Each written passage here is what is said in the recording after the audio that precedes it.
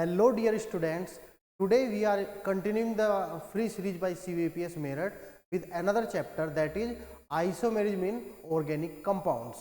तो इसमें अभी हमने 15 क्वेश्चन PYQ से लिए हैं, तो वही हम डिस्कस करने वाले हैं. चलिए स्टार्ट करते हैं.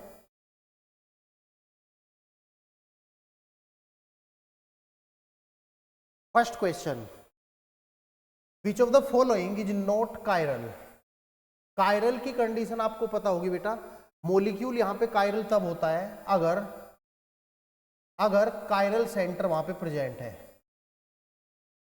तो कायरल सेंटर, ये जो केस है इसमें एक ही कायरल सेंटर होता है. तो एक कायरल सेंटर का मैं केस आपको जनरलाइज बता देता हूं. अगर किसी मॉलिक्यूल में एक ही कायरल सेंटर होता है तो मॉलिक्यूल हमेशा कायरल होगा, मतलब वो ऑप्टिकली एक्टिव होगा. हाउएवर अगर एक से ज्यादा कायरल सेंटर प्रेजेंट होते हैं तो देन दैट कंपाउंड मे और मे नॉट बी कायरल. तो इस बात का ध्यान रखेंगे. तो कायरल सेंटर यहाँ पे प्रेजेंट होना चाहिए. तो हमें देखना है which of the following is not chiral actually. तो आप देख लो, अलग अलग मॉलिक्यूल्स दिए, सबकी स्ट्रक्चर ड्रॉ कर लेते हैं बेटा. तो फर्स्ट कंपाउंड की जो स्ट्रक्चर बनाएंगे 2 ब्यूटानॉल.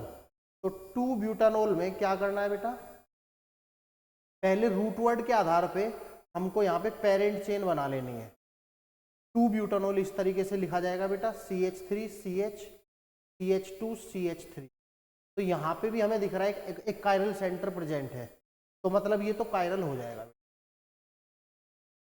अगर मैं सेकंड मॉलिक्यूल की बात करता हूं तो it is 2,3 dibromopentane. 2,3 dibromopentane. Using the root word we can draw its structure as well. 2,3 dibromo, CH3 CH CH CH2 CH3. तो अगर मैं यहां पे नोटिस करता हूं तो ये भी एक कायरल मॉलिक्यूल है. अगर आप देख सकते हो यहां पे एक कायरल सेंटर मौजूद है, एक कायरल सेंटर यहां पे भी प्रेजेंट है. और इसमें आप देखो, इसमें प्लेन ऑफ सिमेट्री नहीं हो पाएगी. इसका मतलब क्या है बेटा, ये भी मॉलिक्यूल हमारा कायरल हो जाएगा. अगर मैं मॉलिक्यूल 3 की बात करता हूं तो इट इज 3 ब्रोमोपेंटेन. इसकी भी स्ट्रक्चर ड्रॉ कर लेते हैं. पेंटेन, रूट वर्ड के आधार पे फिर से एक पेरेंट चेन हम ड्रॉ कर लेते हैं कंटेनिंग 5 कार्बन एटम्स. 3 पे लगाना है ब्रोमीन. उसके बाद आप नोटिस करें, आप अगर नोटिस करें बेटा तो यहां पे 2 एटम तो अलग अलग हो गए, लेकिन तीसरा और चौथा ग्रुप है वो सेम है. तो इसका मतलब ये एकायरल हो जाएगा. तो हमारा जो मॉलिक्यूल है वो थर्ड आ जाएगा, हमारा आंसर आ जाएगा थर्ड. उसके बाद हम फोर्थ को भी एक बार कंफर्म कर लेते हैं. 2 hydroxy propanoic acid. Based upon the root word हम इसकी भी बेसिक स्केलेटन बना लेते हैं. प्रोपानोइक एसिड एक बन जाएगा COOH. 2 हाइड्रोक्सी मतलब दूसरी पोजीशन पे OH आ जाना चाहिए, तो इसको बोल देंगे आप इस तरीके से CH3 CH. तो यहाँ पे भी कायरल सेंटर बन गया, तो ये कायरल हो जाएगा. तो हमारा कंफर्म्ड आंसर जो हो जाएगा इस क्वेश्चन के लिए that will be option number 3. तो यहाँ पे हमने क्या सीखा बेटा कि जो यहाँ पे मॉलिक्यूल दे के पूछा हुआ था which of the following is chiral, तो इसमें ये मेंशन नहीं किया था कि which of the following molecule has chiral carbon. तो अगर मॉलिक्यूल की कायरलिटी की बात करते हैं तो इस बात को थोड़ा ध्यान से समझें. मॉलिक्यूल की कायरलिटी 2 बातों पे डिपेंड करती है. अगर मॉलिक्यूल में एक ही कायरल सेंटर प्रेजेंट होता है तो फिर तो उसमें प्लेन ऑफ सिमेट्री नहीं हो सकती या सेंटर ऑफ सिमेट्री नहीं हो सकती. And in all the cases वो मॉलिक्यूल भी कायरल हो जाएगा. लेकिन अगर एक से ज्यादा कायरल सेंटर होते हैं तो then that molecule may be chiral और it may be achiral as well. Achirality की कंडीशन क्या है, अगर सिमेट्री एलिमेंट प्रेजेंट होता है. तो एक से ज्यादा कायरल सेंटर अगर प्रेजेंट है मॉलिक्यूल में तो आप सिमेट्री एलिमेंट्स चेक कर लें. अगर सिमेट्री एलिमेंट्स प्रेजेंट होते हैं तो भी वो मॉलिक्यूल एकायरल बन जाएगा. तो इस तरीके से हमने क्वेश्चन डिस्कस किया. उसके बाद हम अगले क्वेश्चन की तरफ चलते हैं बेटा. Among the following which one can have a meso form.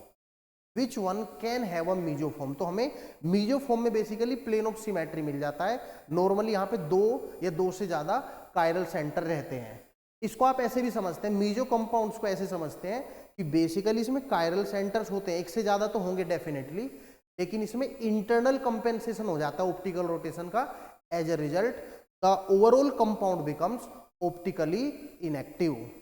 तो इस बात को समझें, मीजो कंपाउंड का क्या मतलब होता है बेटा, number of chiral carbon atoms must be greater than 1, लेकिन यहां पे symmetry element must exist. Symmetry element present होने की वजह से, सिमेट्री एलिमेंट प्रेजेंट होने की वजह से वो मॉलिक्यूल एकायरल हो जाता है, यानी कि ऑप्टिकली इनएक्टिव हो जाता है। तो हम एक एक करके स्ट्रक्चर को ड्रॉ करते हैं, हाल में तो ऐसे देख ही सकते हैं हम। तो आप जरा यहां पे नोटिस करो, जो पहला मॉलिक्यूल है CH3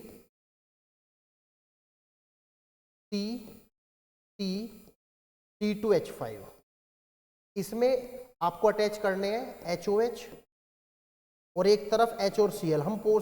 हम कोशिश कर रहे हैं कि हम प्लेन ऑफ सिमेट्री यहाँ पे ढूंढ पाए। तो यहाँ पे तो POS एब्सेंट हो ही जाएगा, यहाँ पे तो POS आने की कोई संभावना नहीं है, तो ये मॉलिक्यूल तो हमारा कायरल हो जाएगा, कायरल। जो दूसरा मॉलिक्यूल है उसमें हमें दो ग्रुप सेम तो मिल रहे हैं OH, लेकिन आप जरा नोटिस करना, हाँ इसमें कोई दिक्कत नहीं आएगी वैसे ना, इसमें क्योंकि ऊपर और नीचे जो एल्काइल ग्रुप्स हैं वो सेम है, HOH HOH। एक बार कंफर्म कर लो, क्या यही मॉलिक्यूल दिया था, CH3CHOH, ठीक है, उसके बाद CHOH, ये भी ठीक है, उसके बाद CH3। हाँ, तो यहाँ पे आप नोटिस करें तो यहाँ पे एक प्लेन ऑफ सिमेट्री आपको मिल जाएगा। एज अ रिजल्ट ये कंपाउंड मीजो कंपाउंड बन सकता है इन दिस फॉर्म। तो ये हमारा करेक्ट आंसर हो जाएगा बेटा। अगले क्वेश्चन में अगला जो ऑप्शन है उसमें क्या प्रॉब्लम आएगी बेटा, वो कायरल बन जाएगा, क्योंकि यहाँ पे जो दूसरा ग्रुप है वो हो जाएगा इथाइल। उसके बाद जो अगला केस है उसमें भी सेम प्रॉब्लम है बेटा, यहाँ पे एक ही कायरल सेंटर है, तो ये तो कायरल ही हो जाएगा डेफिनेटली, ठीक है। तो इसका मतलब ये मॉलिक्यूल कायरल था, ये मॉलिक्यूल एकायरल बन गया था बेटा, ये मॉलिक्यूल कायरल था, तो ये कायरल, तो इसमें एकायरल मॉलिक्यूल भी आप बता सकते हो। एकायरल यहाँ पे एक से ज्यादा कायरल सेंटर के बावजूद भी अगर मॉलिक्यूल एकायरल है तो उसका पॉसिबल रीजन हो सकता है मीजो फॉर्म होना वहां पे। तो meso compounds are those compounds in which more than one chiral centre is present, but still plane of symmetry या सेंटर ऑफ सिमेट्री होने की वजह से वहां पे जो ऑप्टिकल रोटेशन है वो जीरो हो जाता है, नेट ऑप्टिकल रोटेशन जीरो हो जाता है ड्यू टू इंटरनल कंपेंसेशन, ठीक है। तो होपफुली क्वेश्चन आपको समझ में आया होगा। उससे अगला जो क्वेश्चन है, among the following L serine is, L serine हमें ढूंढना है बेटा, ठीक है। तो वैसे तो सबसे जरूरी बात यहाँ पे कि आपको होनी चाहिए कि अमीनो एसिड की स्ट्रक्चर्स आपको पता होनी चाहिए, ये भी आप पे भी वर्किंग कर सकते हैं, लेकिन यहाँ पे इस पे वर्किंग नहीं थी एक्चुअल में ना। जो क्वेश्चन पूछा गया ये अमीनो एसिड एक ही स्ट्रक्चर, एक ही मॉलिक्यूल दिया गया है चारों केसेज में, तो आपको अब एल सीरीन यहाँ पे ढूंढना है।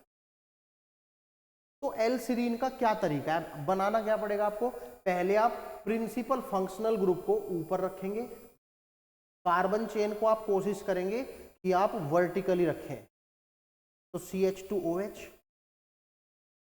अब समझना एल सीरीन का मतलब क्या होगा कि NH2 must be at the left hand side and hydrogen must be at right hand side.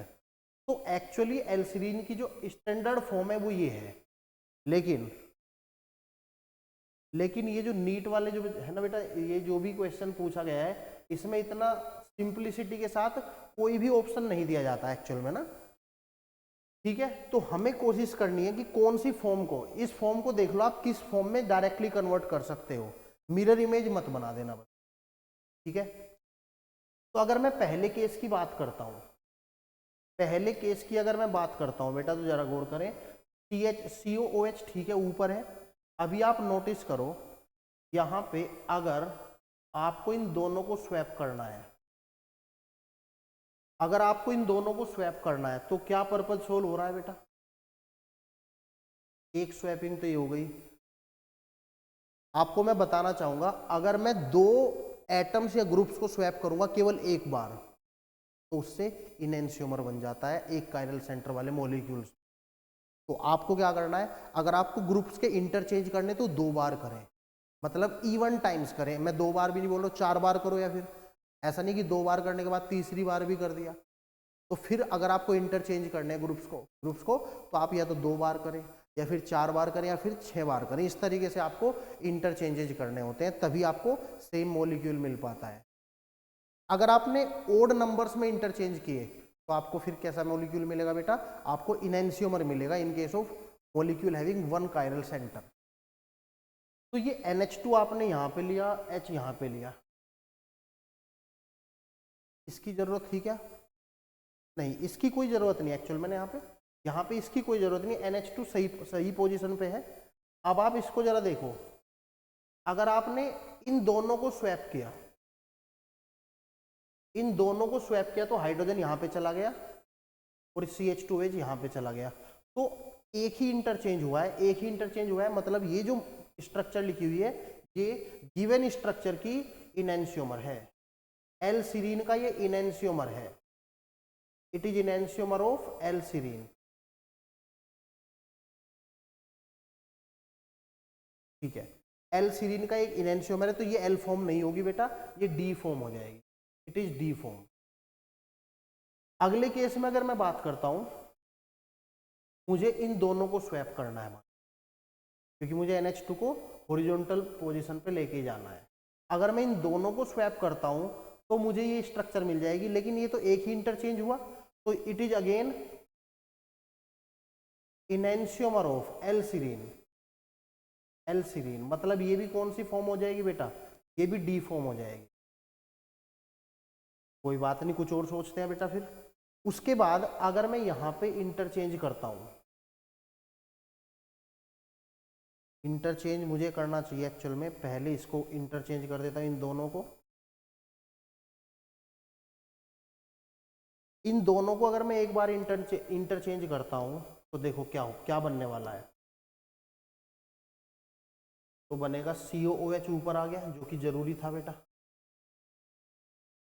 NH2 यहां पे आ गया, तो एक इंटरचेंज से डी फॉर्म मिल गई, मतलब ये ऑलरेडी एल फॉर्म रही होगी, तो यही हमारा करेक्ट आंसर आ जाएगा। अब इसको एक बार हम नेगलेक्ट करते हैं, खारिज करते हैं। अगर मैं इन दोनों पोजीशंस को इंटरचेंज करता हूं तो मुझे एल फॉर्म मिल रही है बेटा, तो एल का इनएंशियोमर है, मतलब ये it is enantiomer of L, it is enantiomer of L form, मतलब it must be D form. तो अपना करेक्ट आंसर जो है ना कंफर्म्ड हो गया, दैट इज ऑप्शन नंबर 3। तो यहाँ पे बेसिकली बात यही समझनी है हमें कि अगर हम ओड नंबर्स में इंटरचेंज करते हैं तो हमें इनएंशियोमर मिलेगा, और अगर हम इवन नंबर्स में इंटरचेंज करते हैं तो हमें सेम मॉलिक्यूल मिल जाएगा, provided that the molecule is having only 1 chiral centre. अगले क्वेश्चन की तरफ हम मूव करते हैं बेटा। हाँ, ये भी बहुत ही अच्छा क्वेश्चन है। How many stereo isomers does this molecule given है हैव। तो इस मॉलिक्यूल में अगर मैं बात करूं, यहाँ पे मॉलिक्यूल को थोड़ा अच्छे से दोबारा से लिख लेते हैं, CH3CH double bond CH CH2 CHBr CH3। तो एक तो स्टीरियोजेनिक सेंटर ये है मेरे पास, और एक स्टीरियोजेनिक सेंटर ये है मेरे पास। तो यहाँ पे इस स्टीरियोजेनिक सेंटर के अराउंड GI पॉसिबल होगी, मतलब सिस ट्रांसफॉर्म पॉसिबल होंगी, और इस स्टीरियोजेनिक सेंटर के अबाउट ऑप्टिकल आइसोमेरिज्म पॉसिबल होगी, मतलब R फॉर्म या फिर S फॉर्म पॉसिबल होंगे। तो इसमें जनरली फॉर्मूले वगैरह बता दिए जाते हैं। 2 यहाँ पे स्टीरियोजेनिक सेंटर है तो 2 की पावर 2 4 आ गया आंसर। फिर भी थोड़ा जस्टिफाई कर लेते हैं एक बार ना, जस्टिफाई करना जरूरी है। अगर यहाँ पे GI है, मान लो यहाँ पे सिस फॉर्म है, और ऑप्टिकल आइसोमेरिज्म के तहत यहाँ पे R फॉर्म है, एब्सोल्यूट कॉन्फ़िगरेशन R है, एक पॉसिबिलिटी ये हो सकती है। अगर GI के हिसाब से यहाँ पे सिस फॉर्म ही है, लेकिन जो OI है उसकी वजह से यहाँ पे एब्सोल्यूट कॉन्फ़िगरेशन S है, तो 2 पॉसिबिलिटी तो सिस फॉर्म में ये हो जाएंगी बेटा। In the same way transform के अंदर भी यही 2 पॉसिबिलिटी होंगी, ट्रांस प्लस आर और ट्रांस प्लस एस। तो दो पॉसिबिलिटी ये हो गई, तो टोटल पॉसिबिलिटी कितनी हो गई 1 2 3 4। तो ये ज़्यादा समझ में आता है एक्चुअल में, वो फॉर्मूले वगैरह से ठीक है क्वेश्चन हो जाता है, लेकिन अंडरस्टैंडिंग के पर्पज से इसमें कुछ ज़्यादा ऐसा था नहीं। जीआई है, सिंपल सी बात है, तो सिस फॉर्म भी होंगी और ट्रांसफॉर्म भी होंगी, और ऑप्टिकल आइसोमेरिज्म है तो आर फॉर्म भी होंगी और एस फॉर्म भी होंगी। तो आपको इन्हीं के कॉम्बिनेशन से बनाने थे, इतना ज़्यादा मैथ इसमें इन्वॉल्व नहीं है कि आप इसको ना कर पाओ, ठीक है। तो the correct number of stereoisomers will come out to be 4th, which is given in option number 3। अगले क्वेश्चन की तरफ हम मूव करते हैं बेटा। हाँ, अच्छा सवाल ये भी। आजकल जो ट्रेंड में है ना, बेसिकली आजकल ट्रेंड में कन्फॉर्मेशनल आइसोमेरिज्म ज़्यादा है, तो कन्फॉर्मेशनल आइसोमेरिज्म के क्वेश्चन मैंने ठीक ठाक नंबर्स में डाले हैं, जबकि ज़्यादातर क्वेश्चन जो बनते हैं स्टीरियो के वो ओआई या जीआई पे बनते हैं। In the following the most stable conformation of n butane is, ठीक है, एन ब्यूटेन। तो एन ब्यूटेन में ऐसा कुछ हाइड्रोजन बॉन्ड वगैरह तो होता नहीं है, तो आप अगर बड़े लार्जर ग्रुप्स को पास पास लेके आओगे तो वो तो स्ट्रेन ही क्रिएट करेगा मॉलिक्यूल के अंदर, कोई स्टेबिलिटी वाला फैक्टर तो यहाँ पे आने वाला नहीं है। तो आपको कोशिश करनी चाहिए कि जो एन ब्यूटेन है इसमें हाइड्रोकार्बन मिथाइल मिथाइल ग्रुप बनेंगे, तो जो मिथाइल ग्रुप्स होंगे they must be as far as possible in order to maximise the stability of the molecule. तो यहाँ पे अगर मैं बात करता हूँ, ये मिथाइल मिथाइल ठीक है, अच्छी खासी डिस्टेंस पे है तो रिलेटिवली स्टेबल तो होगी। ये काफ़ी पास पास है तो ये रिलेटिवली कम स्टेबल होगा, ये भी कम स्टेबल होगा बेटा, इसमें भी पास पास है। लेकिन इसमें जो मिथाइल और मिथाइल ग्रुप्स हैं they are sufficiently far from each other. तो most stable conformation of butane must be option number 3rd। तो ये क्वेश्चन है बहुत ही सिंपल। अगर यहाँ पे मैं आपको बताना चाहूंगा, इस फॉर्म को हम गोच फॉर्म बोलते हैं बेटा। अगर यहाँ पे कोई इंट्रैक्शन आ जाए जो मॉलिक्यूल को स्टेबलाइज कर रहा हो, जैसे हाइड्रोजन बॉन्डिंग वगैरह आ जाए, तो इन दैट केस ये जो गोच फॉर्म होती है ये काफ़ी स्टेबल फॉर्म हो जाती है। लेकिन उसके लिए हाइड्रोजन बॉन्डिंग टाइप का कोई फोर्स ऑफ अट्रैक्शन एग्जिस्ट करना चाहिए, रिपल्सन एग्जिस्ट नहीं करना चाहिए। अदरवाइज अगर रिपल्सन से एग्जिस्ट करेंगे तो इस तरीके की जो एंटी फॉर्म होती है उन्हीं को आप ज़्यादा स्टेबल बोलेंगे। तो इसके लिए क्वेश्चन ऑप्शन नंबर हमारा 3rd सही था। उसके बाद हम अगले क्वेश्चन की तरफ चलते हैं।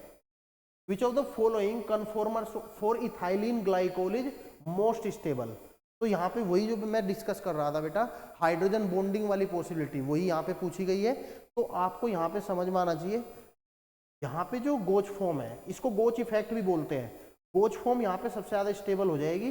रीजन बिल्कुल क्लियर है, रीजन क्लियर है कि यहाँ पे hydrogen bonding will be observed, तो इसको गोच इफेक्ट बोला जाता है। और हाइड्रोजन बॉन्डिंग के केस में गोच इफेक्ट वाला जो यहाँ पे फ्लोरीन भी हो सकता था, एक केस में फ्लोरीन और OH हो सकता था, OH fluorine, fluorine OH, OH OH, NH2 भी हो सकता था किसी फॉर्म में। तो इस तरीके के जो सिस्टम्स हैं उनमें गोच फॉर्म इज मोर स्टेबल, लेकिन यहाँ पे हाइड्रोजन बॉन्डिंग होना चाहिए। अगर हाइड्रोजन बॉन्डिंग नहीं है तो anti form is most stable. तो फॉर द गिवन क्वेश्चन हमारे लिए जो करेक्ट आंसर है that will be option number 3।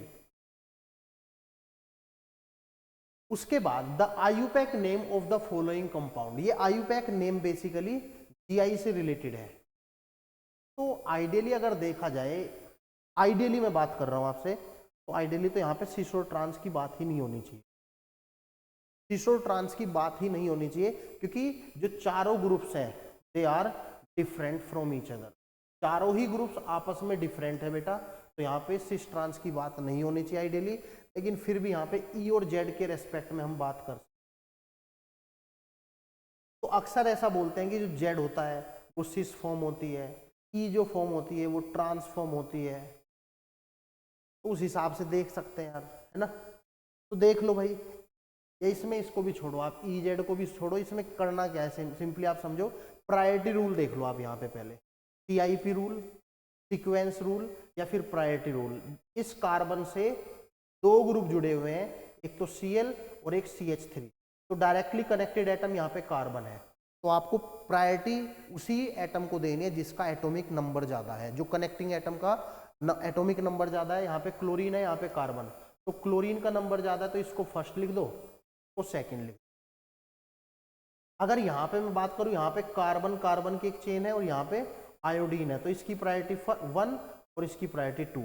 तो आप प्रायोरिटी वाइज देख लो, जो फर्स्ट प्रायोरिटी वाले ग्रुप्स हैं they are trans to each other, इसीलिए तो ट्रांस नाम दिया जाएगा, इसका नाम आ जाएगा trans.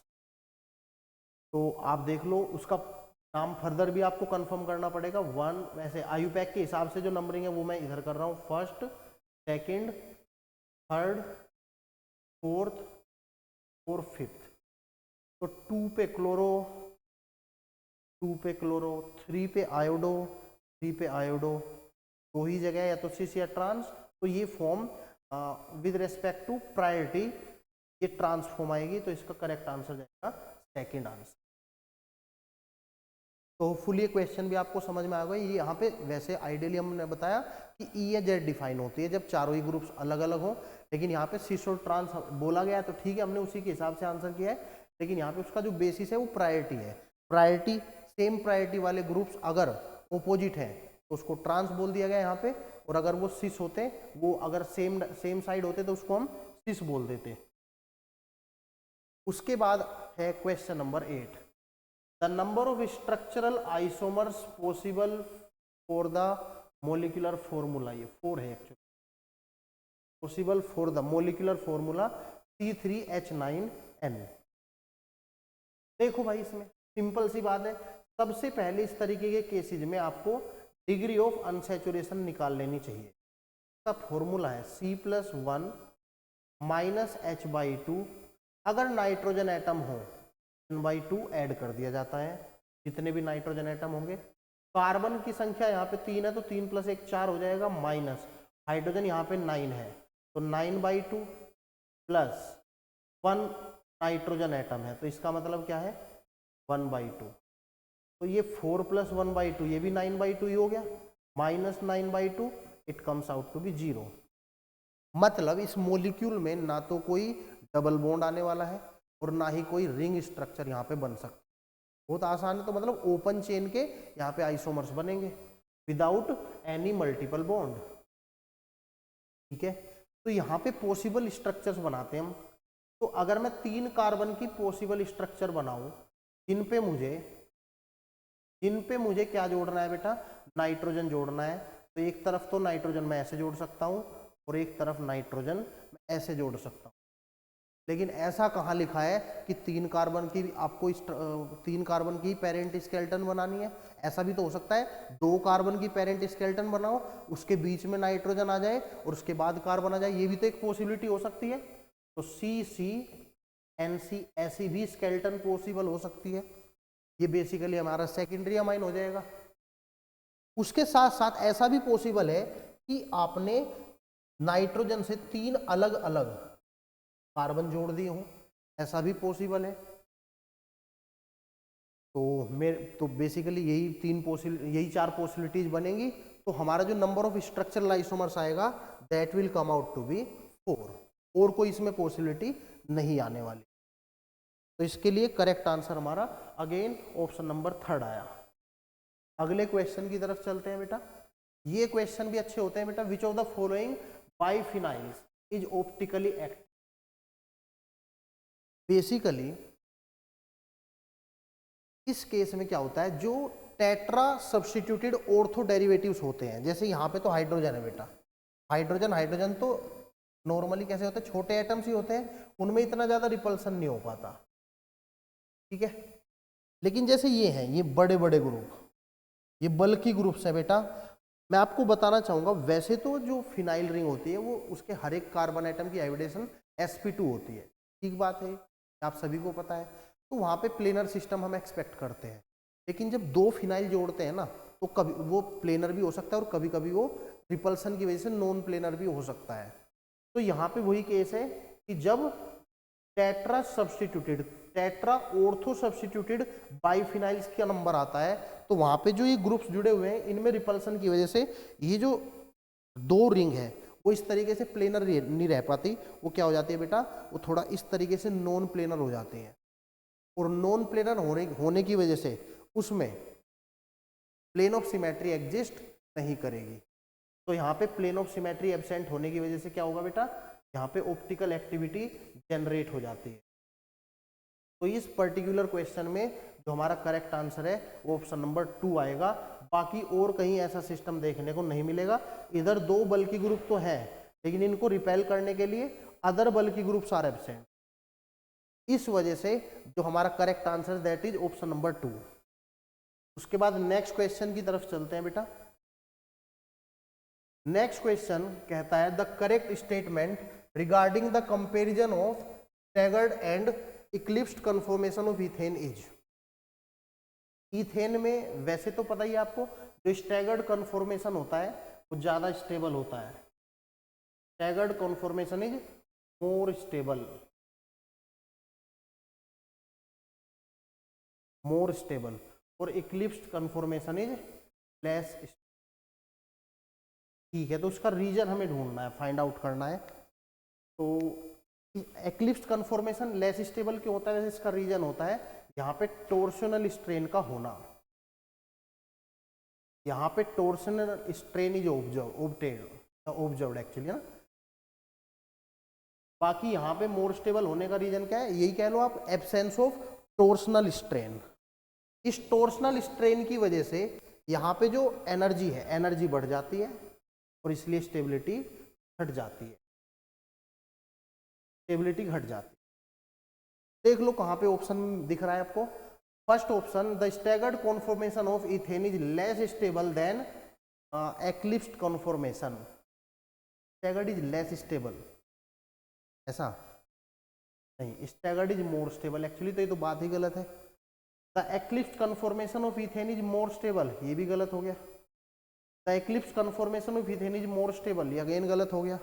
The staggered conformation of ethane is more stable, ये हो सकता है। Then eclipse because staggered conformation has no torsional strain. ये बात बिल्कुल सही है बेटा। तो हमारा जो करेक्ट आंसर आएगा वो आएगा ऑप्शन 4। क्लियर है। तो यहाँ पे टोर्शनल स्ट्रेन स्टैगर्ड कॉन्फॉर्मेशन में ऑब्जर्व नहीं होता, जिसकी वजह से वो ज्यादा स्टेबल मॉलिक्यूल मिलता है, ज्यादा स्टेबल कॉन्फॉर्मर मिलता है। उसके बाद क्वेश्चन नंबर 11, ये काफी इंपॉर्टेंट क्वेश्चन है बेटा।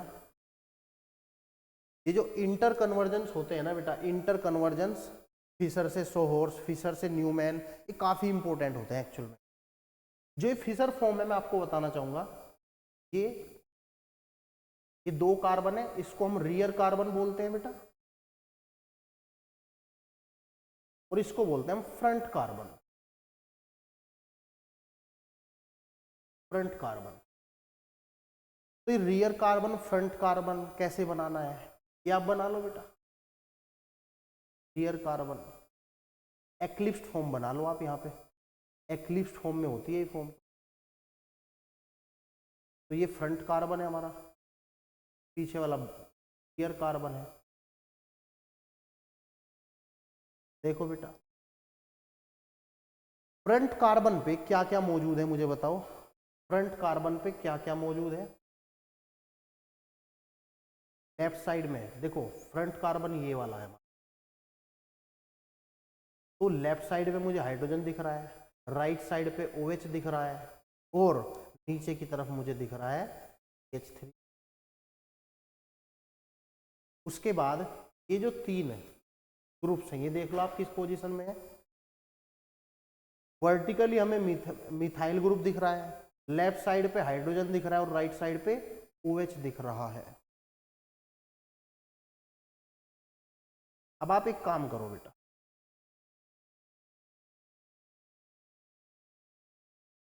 आप यहां पे एक काम करो, ये जो फ्रंट कार्बन है,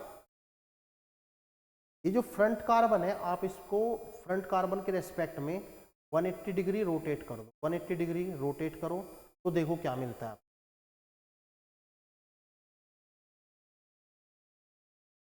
जो मिथाइल ऊपर था, नीचे था, वो ऊपर की तरफ शिफ्ट हो जाएगा। जो OH राइट साइड था वो लेफ्ट साइड आ जाएगा 180 पे।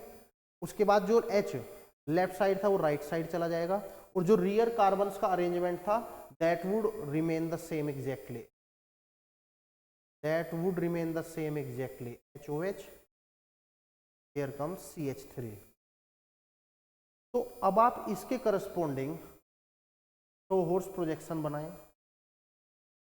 आपका वही कौन सा फ्रंट कार्बन, और ये पीछे वाला जो ये होता है रियर कार्बन। तो फ्रंट कार्बन ये रहेगा आपका फ्रंट कार्बन, और ये हो जाएगा रियर कार्बन। तो बनाओ अरेंजमेंट्स यहाँ पे। फ्रंट कार्बन पे ऊपर CH3,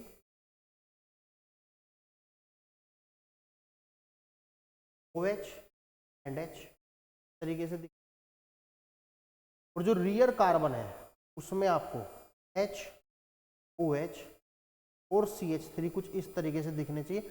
however there are infinite possibilities, और भी बहुत सारी पॉसिबिलिटीज हो सकती थी, लेकिन मैंने जो ऑप्शंस देखा उसके हिसाब से मैंने अरेंज किया इसको। तो मुझे ये जो इस तरीके का कॉन्फॉर्मेशनल फॉर्म है वो मुझे ऑप्शन 1 में ही मिल रही है। तो इसके लिए जो करेक्ट आंसर है दैट इज ऑप्शन 1। तो होपफुली ये जो इंटर कन्वर्जन किया मैंने वेरियस फॉर्म्स का, ये आपको समझ में आया होगा। आप एक बार इसके लिए वर्किंग कर सकते हो, फिशर से, सोहोर्स, न्यूमैन, इस तरीके से आप वर्किंग कर सकते हो बेटा। उसके बाद क्वेश्चन नंबर 12 है। इसके दो तरीके हैं एक्चुअल में। आप या तो पहले RS लिख लो, RS कॉन्फ़िगरेशन निकाल लो, लेकिन RS कॉन्फ़िगरेशन तब ज़्यादा हेल्पफुल होती है जब एक से ज़्यादा कायरल सेंटर प्रेजेंट होते हैं, अदरवाइज इसके बिना भी काम चलाया जा सकता है। जो हमने इंटर कन्वर्जन वाले रूल्स बताए ना आपको, कि जो ओड नंबर में इंटर कन्वर्जन होते हैं उनसे इनएंशियोमर्स बनते हैं, और जो इवन नंबर्स में इंटर कन्वर्जन होते हैं उनसे सेम मॉलिक्यूल बनता है। तो वो यहाँ पे हेल्पफुल हो सकता है आपके लिए, है ना। RS की जरूरत नहीं पड़ेगी आइडियली, और ये सिलेबस का भी पार्ट नहीं है। अगर यहाँ पे 2 कायरल सेंटर हो जाते हैं एक्चुअल में, तो उसके लिए मुझे RS बनाना पड़ता है, और उसकी हेल्प से मुझे मेरा क्वेश्चन जल्दी सोल्व हो जाता। खैर यहाँ पे जरूरत नहीं पड़ेगी। आप जरा देखना, अगर मुझे फर्स्ट को सेकंड में कन्वर्ट करना है, भाई देखो मिथाइल इथाइल ये सेम ही रहेंगे। उसके बाद जो H और OH है उनको मुझे रोटेट कर इंटर कन्वर्ट करना है। तो मतलब फर्स्ट और सेकंड में कितने इंटर कन्वर्जन हुए? 1 इंटर कन्वर्जन हुआ, और 1 इंटर कन्वर्जन से इनएंशियोमर्स बनते हैं।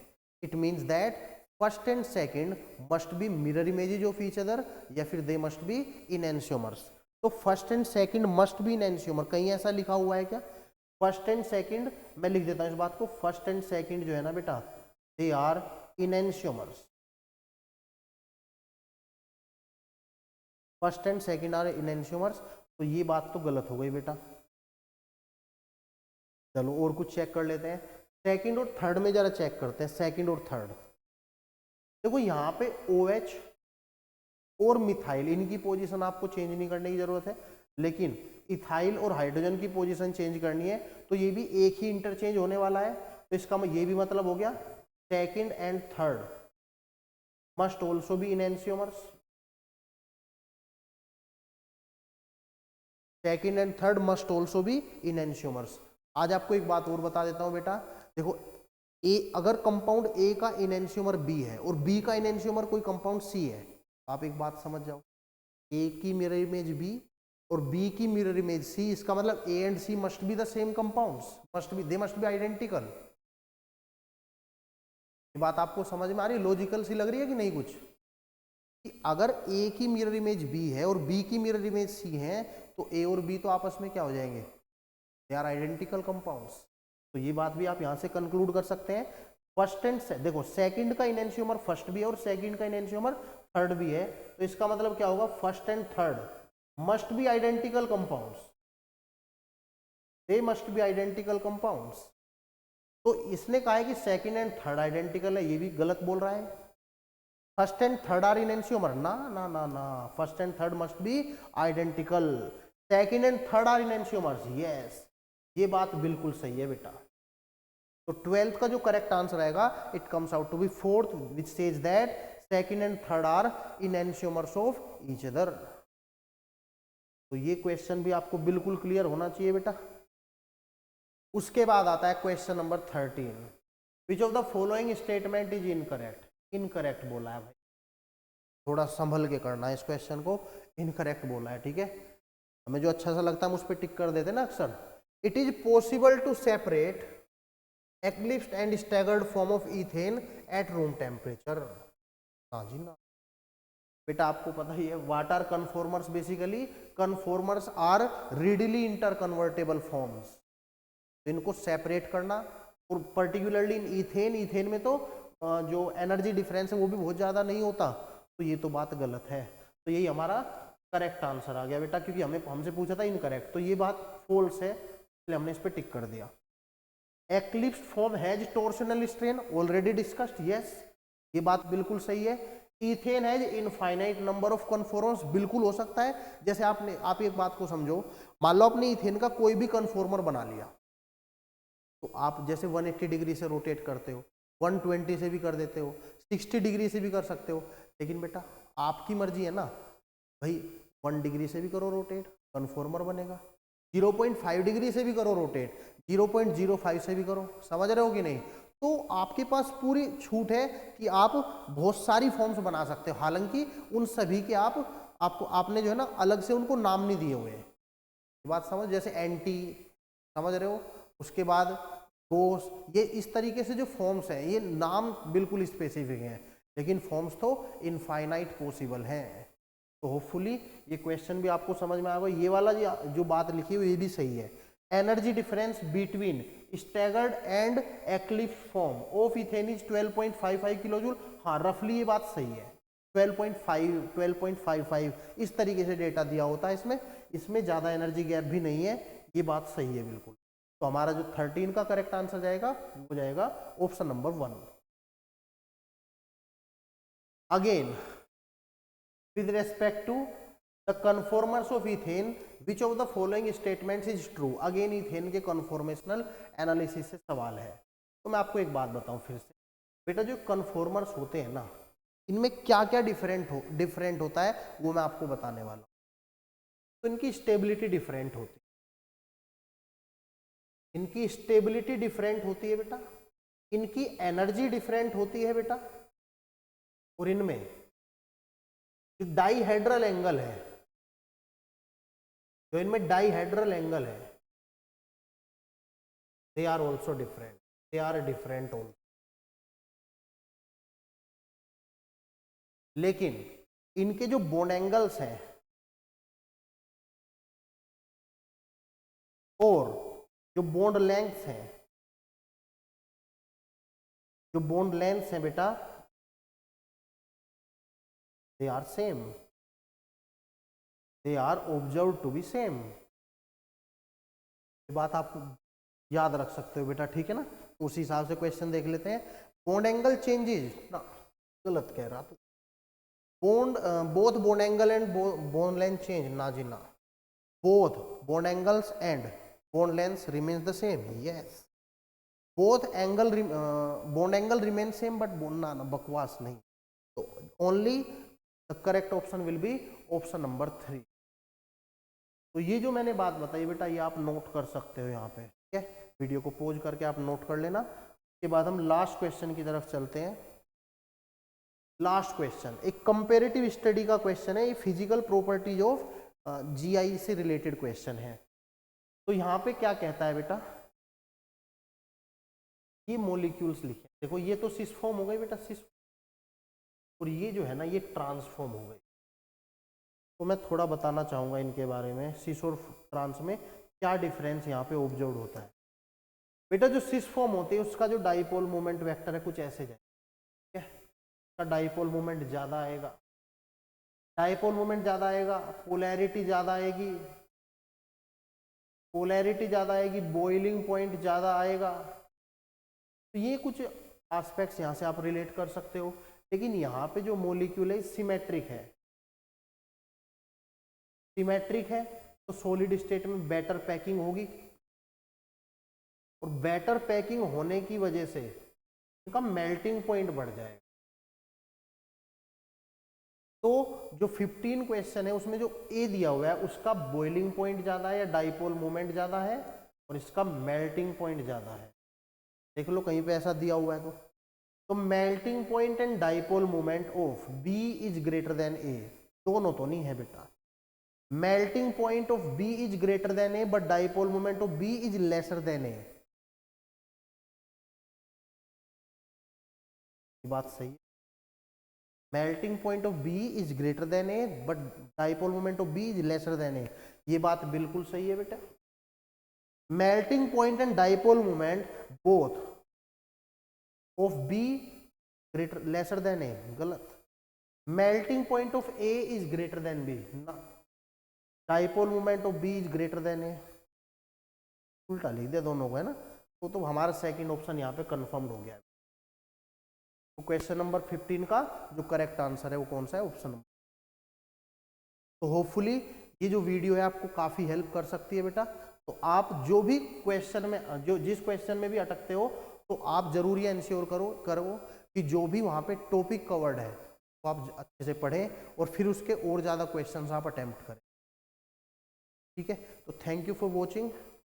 बाकी तो यार सब कुछ सेम ही रहता है। हाँ जी, हाँ जी, स्टडी मटेरियल फ्री चाहिए आपको तो इस कोड को आप स्कैन कर सकते हैं। CBPS इंटीग्रेटेड स्टार कोर्स का ही कोड है। Thanks for watching.